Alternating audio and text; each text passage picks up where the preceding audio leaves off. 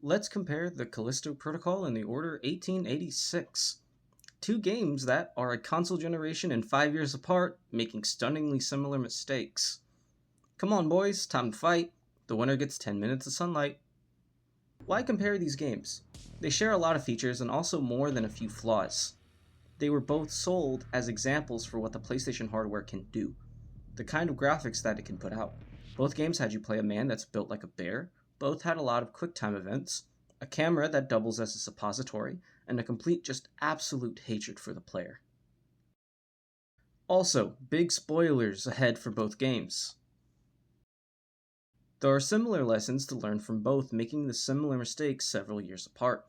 There are things both games do right, but I want to focus mostly on what they both do wrong, with what each game did better towards the end. Because during a replay, I found that I generally liked parts of both games, and that does bear some mentioning.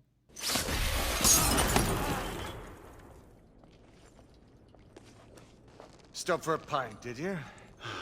Keep in mind something, both games were critical failures, but technically speaking, they were well put together and technologically brilliant. But both were uninspired and downright frustrating to play, with bright spots of potential. Both games had great settings, especially the Order with its futuristic steampunk setting. I was initially down on Callisto's setting, but on review grew to love it. Callisto as a setting has so much potential, especially with what lies below the ice that covers the planet. It's oceans that might go as far down as to the core. The graphics hint towards the creativity that was poured into the game, the settings, the potential wasted on making it pretty for gameplay trailers, both having just straight up generic gameplay that was done better elsewhere on the same platform. Both games are practically sold on their graphics, and they both still look absolutely brilliant, and there are plenty of moments in these games where you just want to stand there and take in the sights. These graphics came at the cost of gameplay. The Order does a whole hell of a lot just to look like an old film, adding in just an odd aspect ratio, I think so that the PS4 doesn't catch on fire. And the addition of blur, the film grain, and the wobble make combat nauseating when the NPCs move fast, and it makes the game straight up ugly, and it's difficult to see targets with the various layers of haze and close-up angles. Gunfights turn confusing and frantic with such a limited view. Now do you get why I called the camera a suppository? Callisto stumbles in a similar way. Its environment hamstrings the camera. In this case, the issue is compounded by the fact that most of the game takes place in a dark-ass hallway, with enemies attacking from various directions with hard-to-read animations.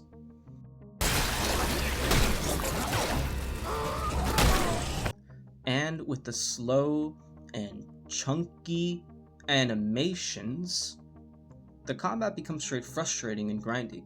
So much so, I didn't feel horror. I felt frustrated every time I saw an enemy. Because I know I would be there for several minutes whacking off the beef jerky man, and potentially several of his friends, making the whole gangbang several minutes longer. Both games have just the worst camera for combat. Small FOV and close-up angles to the protagonist absolutely ruin games when things speed up. Fighting with multiple enemies on and off screen along with the environmental hazards. It's because someone involved in making these games wanted to show off how lovingly rendered our back is. An easy improvement here would have been just to zoom out a little. And this can lead to the player dying quite a bit because of the lack of situational awareness. Oh, the animation's probably my most loved and hated aspect of both games. Both games just love killing the player in horrendous ways, and it started becoming funny past a certain point. In Callisto, it's to deter the player from dying in battle, versus the Order, where it's a punishment for falling asleep during one of its cutscenes. In fact, I started letting Galahad fucking have it a few times on purpose, and it ended up being pretty funny.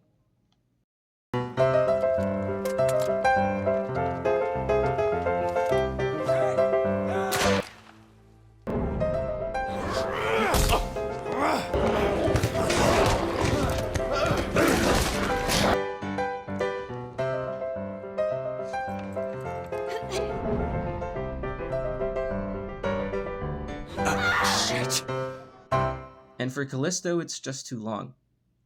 A lot of consoles have SSDs these days, so often it's quicker to load a save than it is to wait out the animation, a point that was often brought up at release. So thankfully, they give you an option to skip. after a patch, making the death scenes pointless as well as annoying. Unfortunately, they aren't as funny either, because Galahad getting caught bumbling is funny, while what happens to Jacob is straight live leak footage.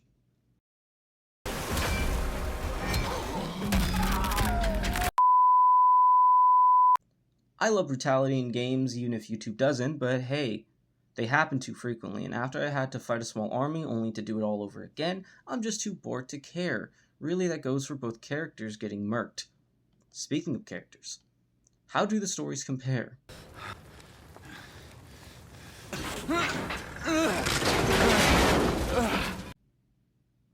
Well, I'm not going to do any deep analysis.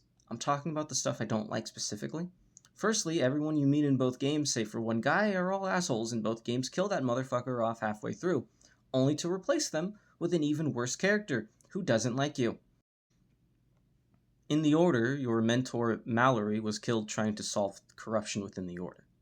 And in Calisto, Elias, the guy who basically helps you survive the first half of the game, dies by getting shunted out an airlock by Starkiller. So, that they can both be replaced by a woman, you know, women ruin everything. Am I right, fellas?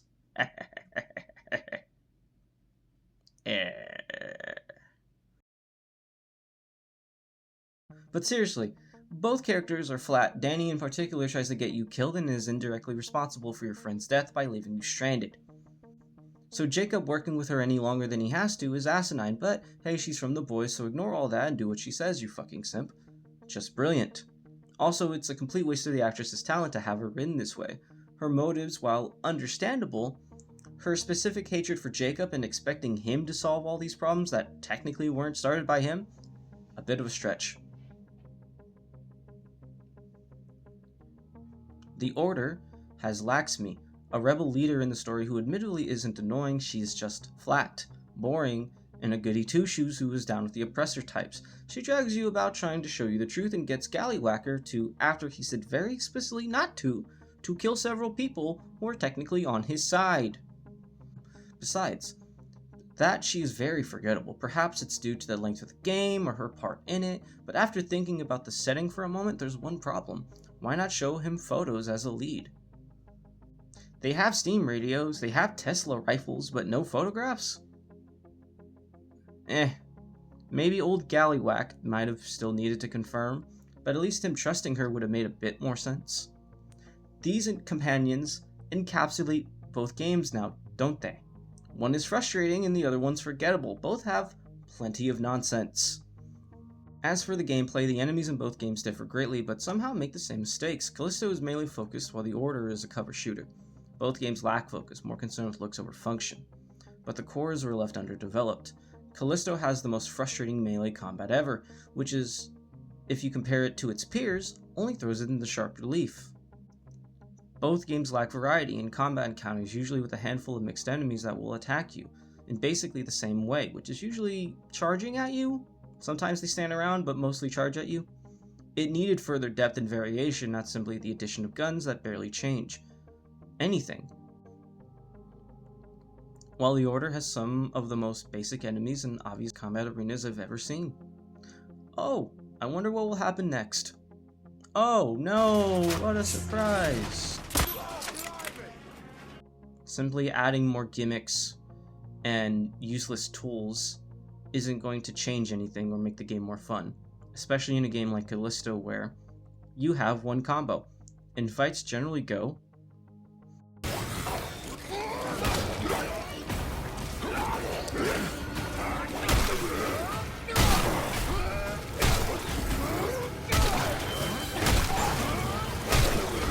and after you get the firearm, they go like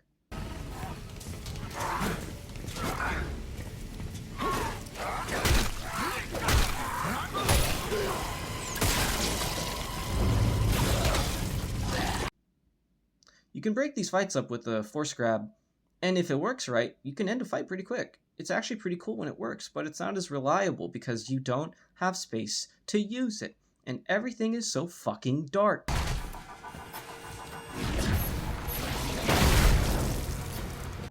What the Order gets wrong is that its shooting is easy, you're overpowered as hell, save for a few select enemies, but the whole thing becomes dull, save for when it gives you power weapons. Oh, the power weapons, probably the game's greatest hits and misses. My favorite was the lightning gun. It can vaporize half a man's body in one barely aimed shot. Frankly, if that's not entertaining, then you're trying to be miserable. But then there's the thermite gun. That shoots gas and flares, requiring you to shoot someone twice. I'm gonna quote the immortal Yahtzee. But I think press the button and the thing dies is a model of efficiency that works pretty well for guns, whereas press the button, then press another button to turn the bullet on sounds like a gun developed by whoever designed the current American healthcare system. However, you also have some melee too in the form of quicktime events, which besides for more Galahad murder gets pretty annoying. First, flawed melee combat and redundant shooting versus flawed shooting and technically what counts as melee combat. They both have pretty standard stealth, but again, slightly different in how they screwed it up. The Order makes you do quicktime events for takedowns, and they result in instant failures if you screw it up. And Calisto forces you to do it with robots or face insta-death by overly long death animation. There's a really long stealth section near the end that was just easy, but very boring, which while not funny, made those death animations a little more entertaining for me because I started to hate Jacob near the end. I'm telling you, both these games fucking hate their protagonists. But they both screw up equally badly, their bosses. The Lycans and the Two-Head, both of which were repeated a few times and are meant to act as a mini-boss. The encounters never really change, and they happen multiple times throughout the game. Because apparently one time just isn't enough, or we used all the budget on this one guy, so we're gonna get our money's worth. They engage the player in a very similar way. They both charge the player in the most obvious way possible. They sometimes attack in groups or pairs, both are hyped up and both are super lame, as when it actually comes to fight them. Neither of which are difficult because they do the same moveset at the start as they do at the ends of both games. This and the death animations are the most similar flaws for these games, and this is what bugs me the most. Both games are technically sound, but they feel cheap at times when they reuse assets and have such short run times. It feels like the effort was misaligned. All the talent to make paints, animate ass, and create live leak footage. When maybe they could have refined their combat, varied up their enemies, perhaps zoomed the camera out. It's shocking how both these games made the same mistake so far apart. So I guess it's time to be constructive, we're nearing the end of the video, and talk about what each game does better. Calisto has better menus. Diegetic, I don't know, the UI that's in the game, I liked it in Fallout and of course in the Dead Space games. I like it here too. The upgrades, while standard fare, are nice. It gives the player something to work for. Another part of the backhanded compliment is that it's nice to upgrade. I immediately got the Unga Bunga beat stick to max damage. But they ruin that by making all the enemies a lot harder by the time you get all this stuff, so it kind of cancels out.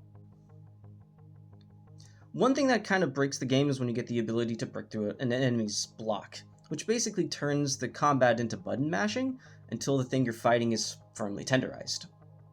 I can see what they wanted to do with the fighting, and once you're upgraded, it's not too bad against the standards. It just takes too long to get there, and there's still enemies that aren't standards, aren't that fun to fight, and take too long to actually take down. The game had introduced stronger enemies halfway through, so many of the upgrades like the suit, gun, and enhanced baton were cancelled out, but overall, the systems didn't need to be ripped out, just improved so that the progress is more tangible. They tried by making enemies sort of a rap battle mob you, and take turns trying to diss you, instead of mobbing you at the same time, so that you don't get overwhelmed. I kind of just picture the zombies sort of lining up for their ass beating. What the Order does better, obviously, is its weapons and its setting. You can approach things in slightly different ways using different guns, like the previously mentioned lightning gun, which is just a barrel of fun. Too bad they give it to you for like 5 shots. And the Order had other unique guns that I think are misses, like the thermite gun, which is just annoying. It has a very interesting setting. It reminds me of BioShock with a hint of magic. I want to know more about this world. It seems like it has some pretty cool tech in it. At the best of times, the Order plays closely to one of its more successful peers. And at the worst of times, it kind of feels like someone's first attempt. Hell, that goes for both, really. At the best of times, they feel very similar to better games. But most of the time, they feel like a clumsy first attempt. I can't help to wonder, especially in like the case of the Order, if they leaned in more to the wackiness of the setting, the technology and the likings and all that stuff. I wonder what kind of wackiness they would have made out of that. And with that in mind, at the heart of both these games, what was most important to them was the graphical presentation. For both studios, it was a first attempt at making a franchise, caught up in console wars that these days only Sony is really fighting. It forced these games to be tech demos and show off hardware, a philosophy that stretched into the very levels themselves. It sucks because good graphics and settings take creativity. There were hints of it, but it never reached into the gameplay like it should. The Order's basic combat loops function while the Calisto's is actively frustrating and unpleasant to play. Both games play it safe, both lean on old and underbaked systems with that creativity hiding under the surface. One is forgettable while the other is frustrating.